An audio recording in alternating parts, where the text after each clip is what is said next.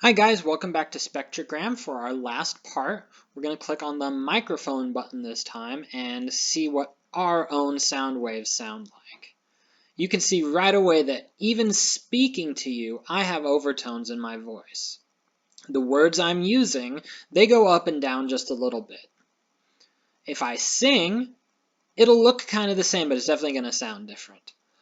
Ba, ba, ba, ba, ba, ba, ba. Ba, ba, ba, ba, ba, ba, ba. You'll notice that each tone that I used got held out for longer, and each tone also had overtones. If I hold one out for a long while, you'll really be able to see it.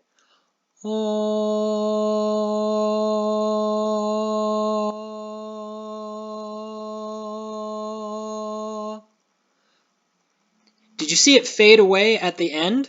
That's because I got a little bit softer as I ran out of air. The microphone is very sensitive.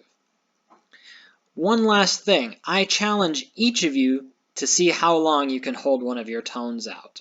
And don't let it waver, like this.